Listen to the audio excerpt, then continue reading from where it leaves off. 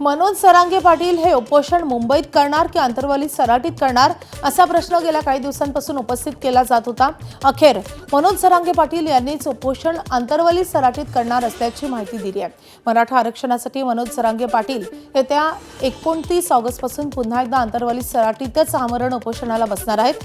प्रश्न सुटला नाही तर उपोषणादरम्यानच मुंबईला कूच करू असा इशारा देत जरांगे यांनी उपमुख्यमंत्री एकनाथ शिंदे आणि मुख्यमंत्री देवेंद्र फडणवीस यांच्यावर गंभीर आरोप केले। देवेंद्र फडणवीस आणि एकनाथ शिंदे यांच्यामुळेच उपोषणाला बसण्याची वेळ आली आहे। तर संजय शिरसाट यांचा आडमुठेपणा शिंदेंना नडणार असून दोघांची मिलीभगत असल्याची शंकाही जरांगे यांनी उपस्थित केली आहे।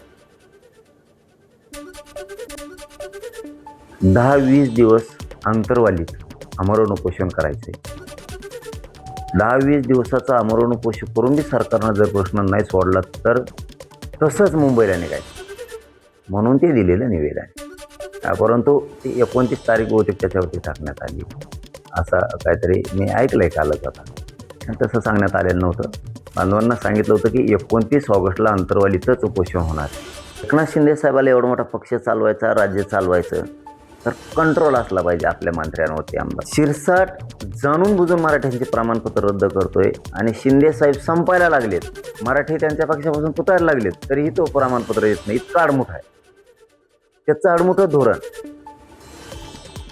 शिंदे साहेबाच्या नरड्याला लागणार आहे आणि ती आम्ही लावणार आहे। आडमुठा वागतो ना तो शिंदेला मोजित नाही ना, तो कोणालाच मोजित नाही ना, त्याचा अर्थ असा आहे। दरम्यान मंत्री राधाकृष्ण विखे पाटील आणि भाजपचे आमदार प्रसाद लाड मनोज जरांगेंची आज भेट घेण्याची शक्यता आहे। 29 ऑगस्टच्या आंदोलनाच्या पार्श्वभूमीवर ही भेट होणार असल्याची शक्यता आहे। आंदोलनाच्या घोषणेनंतरची पहिली सरकारी भेट असेल।